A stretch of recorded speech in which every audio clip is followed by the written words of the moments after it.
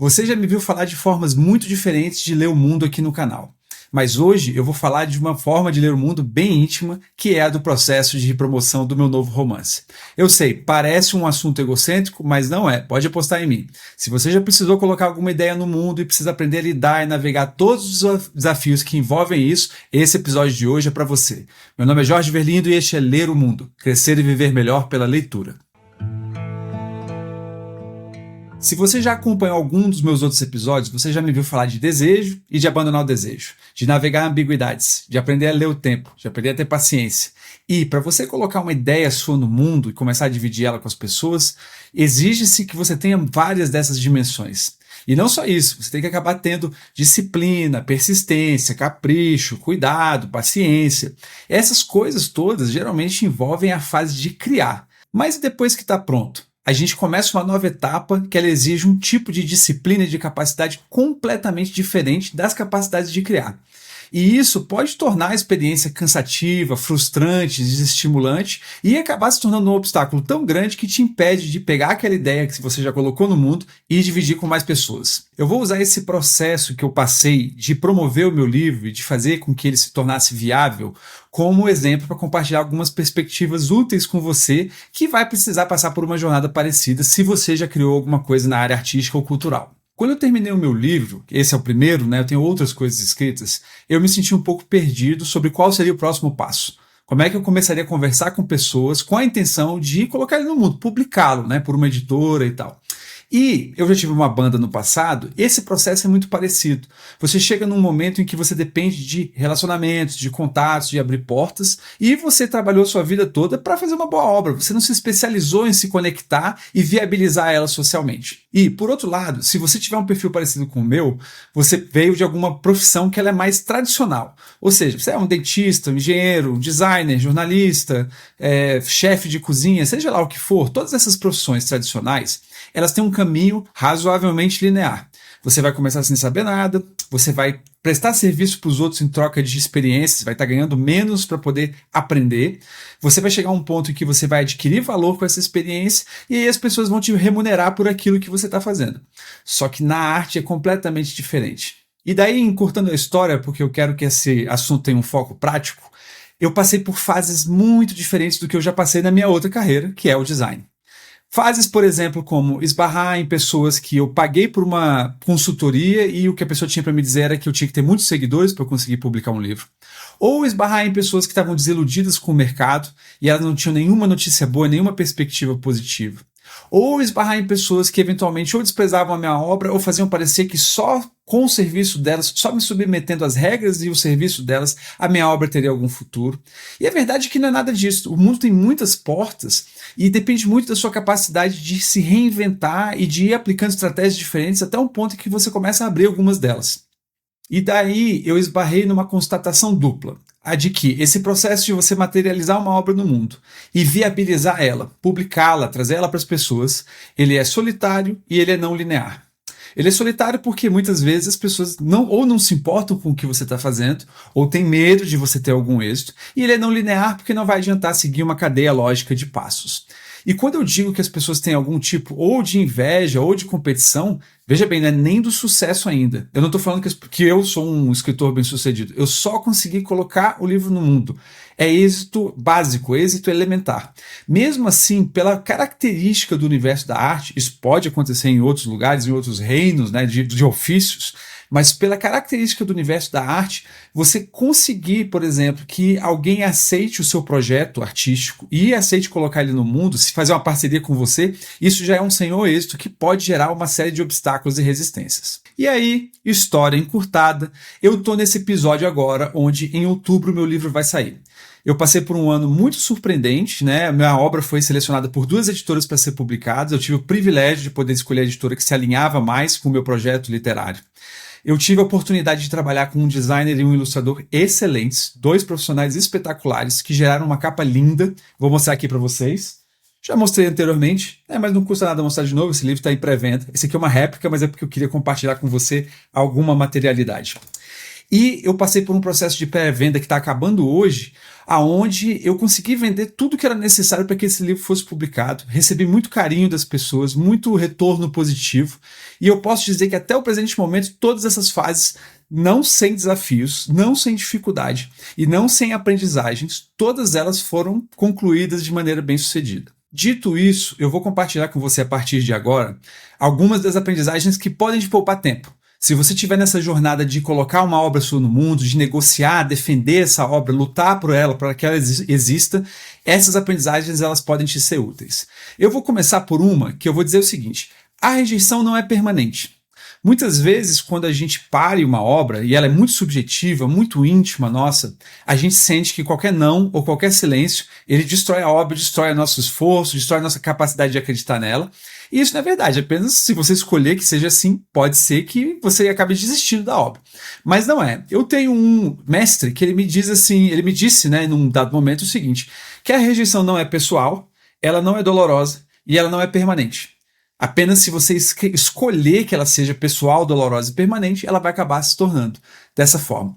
E o ponto é que você acaba esbarrando em tipos de rejeições diferentes. Você tem uma rejeição não agressiva, onde a pessoa fala assim, isso aqui não me interessa, né? Porque ela está só te dando informação. Não te interessa por X razões. Ou não interessa por gosto, ou não interessa porque você precisa melhorar alguma coisa. Você tem a rejeição silenciosa, que é aquela que, por exemplo, quando você está procurando emprego, que você manda uma série de currículos e não volta nada. Ou você manda uma série de livros, uma série de demos, uma série de músicas, e ninguém te dá um retorno. Essa pode ser um pouco mais exasperante, mas também não diz necessariamente sobre o conteúdo do que você está fazendo. Às vezes diz sobre a forma, diz sobre a abordagem, diz sobre o lugar onde você mora. Eu já falei um pouco aqui num episódio sobre localização e vantagens injustas. E, por fim, a gente tem a rejeição agressiva, que é aquela rejeição que ou tira o mérito do que você está fazendo, ou tira o seu mérito, ou tira o mérito das suas intenções. E para essa em específico, o melhor é você se afastar. Porque essa rejeição, como diz o Cortella e o Alain de Botton, ela é uma rejeição meio humilhante. E aonde existe humilhação, não existe lição. Você não tem nada para aprender ali, a não ser que aquela pessoa tenha algum problema para resolver consigo mesmo. E isso nos leva ao próximo ponto como uma consequência natural. Tem certos conflitos que eles travam a sua jornada se você não tiver atento ou atenta. Por exemplo, se você foi alvo de algum tipo de rejeição ou algum tipo de crítica, ou você não está avançando no passo que você gostaria, você pode começar a se vitimizar e se autocomiserar por isso. E a mesma energia de você prosseguir é a energia de você se remoer. Então, se você optar por a solução de drama, para o problema de drama, onde tudo é horrível e que, né, ninguém entende a sua obra, ninguém gostou do que você fez, você trava. Se você tentar não cair nesse balde de sofrimento e ressentimento, você começa a ver alternativas, portas, perspectivas para melhorar ou a sua abordagem, ou o seu produto, ou a sua atitude. Lembrando que sofrer e ser rejeitado, etc., é legítimo. Tanto é legítimo quanto você se aceitar como um ser humano que sofre, que é rejeitado e que vai precisar se reinventar. Aí o próximo ponto que eu vou trazer são pontos gêmeos, que é flexibilidade e paciência. Eu vou chamar de flexibilidade, é a sua capacidade de não ficar rígido na sua identidade. E paciência tem mais a ver com o tempo. Então, quando eu estou falando de flexibilidade, é o seguinte, nós não somos artistas geniais que parimos a obra exatamente perfeita, sem necessidade de ajuste nenhum, no primeiro teste, no primeiro rascunho. Isso aí é incomum, eu não sei se tem alguém que faz isso, mas se você for ver os grandes artistas, eles fazem um monte de estudos antes de chegar na obra. Eu fui numa exposição dos Caipiras e tinha lá uma das obras mais espetaculares, que eu me esqueci o nome agora, mas eu posso deixar na descrição, e tinha ela e mais 3 estudos. Os estudos já eram incríveis, e antes dos estudos vinham os esboços. E o que eu quero dizer com isso?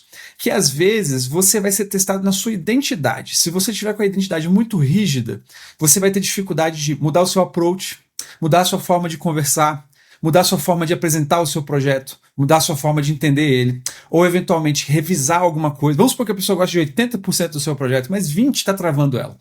Você vai sacrificar o projeto inteiro ou você vai flexibilizar e tentar entender o que está acontecendo ali? E isso eu estou chamando de flexibilidade. Ao mesmo tempo, entender que todas as suas etapas de promoção, de negociação para defender a sua obra, elas não são lineares. Você vai ter que ir e voltar muitas vezes antes de começar a ver algum progresso mais concreto. E a paciência, ela tem a ver mais com o tempo. O que acontece? Nós somos criaturas que a gente gosta de poupar energia. E poupar energia significa também ter uma visão muito clara de como as coisas deveriam ser e achar que elas vão ir acontecendo numa esteira até a gente ter algum tipo de êxito. Mas, na realidade, a vida não é assim. A vida, de novo, ela tem um monte de idas e vindas, e elas têm idas e vindas de tempo. Às vezes você vai negociar com uma pessoa hoje e vai levar meses até aquilo ali florescer. Ou você vai pedir acesso a algum tipo de situação, ou você vai tentar conseguir abrir alguma porta, e você vai ter que tentar de várias formas diferentes, aonde o tempo vai deixar de ser uma coisa linear e vai ser uma coisa meio espiralada, ou uma coisa meio circular. E se você estiver esperando uma porta específica se abrir de uma forma específica, num tempo específico, você vai se frustrar e você vai cair naquele ponto que eu trouxe antes, que é, você vai parar numa baliza de ressentimento ali, de autocomiseração, e você vai parar de colocar a energia certa no seu processo de trazer sua obra para o mundo. Depois disso, eu vou falar de alteridade. O que eu quero dizer com alteridade aqui? Você se colocar no lugar do outro. Isso quer dizer que durante esse processo de negociação da sua obra, você vai apresentá-la. Você vai trazer uma ideia e você vai ver como é que a pessoa vai digerir aquilo. Tem pessoas que não vão gostar, tem pessoas que não vão entender, tem pessoas que vão gostar com ressalvas, tem pessoas em que vai demorar tempo para que aquilo que você apresentou seja digerido. E se você conseguir fazer o esforço de se sentar no lugar do outro, olhar da perspectiva do outro, você consegue ver que tipo de modelagem precisa ser feita ou no que você fez ou na forma como você está apresentando para que ela seja mais aceita. E com isso eu não estou dizendo que você precisa, não, eu tenho que mudar a obra para agradar todo mundo. Não é assim, porque senão não é mais a sua obra. Você pode correr o risco até de perder o interesse, o entusiasmo em colocar aquela ideia na realidade. O que eu estou dizendo só é que, olhando com cuidado, olhando com paixão, com alteridade para o outro, você vai ver aonde que a sua obra pode estar meio espinhenta, pode estar difícil de ser entendida, pode estar merecendo ou aprofundamento, ou ela pode estar merecendo simplificação, que são coisas que não necessariamente mexem naquilo que você tinha para dizer ou para expressar, mas que melhoram a sintonia do que você está apresentando com o que os outros estão recebendo. E isso nos leva a um ponto que é consequência natural desse, um pouco parecido, mas que ele tem as suas dimensões próprias, que é pensar na psique coletiva. Por exemplo, muitas vezes você está escrevendo alguma coisa e parece muito claro para você. Ou você está compondo uma harmonia que parece harmônica para você, uma melodia que parece agradável para você. Só que ela não está chegando dessa forma no outro. E você tem que pensar que as pessoas elas têm uma média de como elas entendem as coisas que foi formado pela história delas, pelo país onde elas nasceram, pela família delas, pelos gostos pessoais delas, pelos tipos de formação que ela teve, de sofrimentos a prazeres, etc. E isso tudo acaba formando uma média coletiva. Por isso que grandes núcleos de obras, né, que são muito aceitas, eles falam praticamente para todo mundo. Por exemplo, o samba, o pagode e mais recentemente o hip hop e por aí vai, né, a música brasileira, né, o MPB, etc. Elas são músicas que elas falam para todo mundo. Isso não necessariamente quer dizer que o artista se dobrou para fazer uma coisa fácil, que normalmente é a resposta de quem não entende a grandeza do simples, é dizer que foi fácil, que as pessoas gostam de qualquer coisa, mas na verdade tem um grande estudo de como as pessoas realmente apreendem a informação, a experiência artística, para tentar sintonizar aquilo que é a sua tese com aquilo que as pessoas são capazes de assimilar, o que é, na minha opinião, perfeitamente possível. E isso nos leva ao último ponto de hoje. Se eu falei ainda agora que a gente tem que estar atento às mudanças na forma de trazer para a obra e de adaptar ela para a psique coletiva, para que ela seja mais facilmente apreendida, aqui eu vou falar das mudanças que o processo de promoção da obra requer da gente. Por quê? Ele não é linear e ele depende dos outros. E ele não vai se apresentar da forma que você está esperando. Então, se você estiver consciente dessas três coisas, você vai ser capaz de ver mudanças que vão requerer mudanças na sua atitude para você andar para frente com qualidade e com menos obstáculos. Ver mudanças que vão mudar a sua forma de se relacionar com os outros e você vai conseguir mais aliados nesse processo de promoção da sua obra. E você vai ver mudanças de ritmo e mudanças nas demandas. Falei de mudanças das demandas, mas mudanças de ritmo, por exemplo, vai envolver. Você teve uma conversa hoje, mas ela não vai gerar um resultado amanhã. Provavelmente ela vai gerar um resultado daqui a 2, 3, 4 meses. E se você não estiver obcecado com os resultados que você está esperando, você vai conseguir enxergar melhor o caminho. E o caminho vai passar a te trazer muito mais prazer, e esse prazer vai se reverter, no final das contas, em qualidade e amplitude para a obra que você quer trazer para o mundo. E você, o que você acha desse assunto? Ele tem a ver com o momento que você está passando na sua vida, ou que você já passou, ou de alguém que você conhece? Me conta aqui nos comentários. E se você gostou dessa conversa, não esquece de deixar o seu like e se inscrever no canal. ou mandar para alguém que você acha que vai se interessar por esse assunto. Esses gestos me ajudam a trazer o melhor das minhas leituras em todos os episódios. Muito obrigado e nos vemos no próximo vídeo.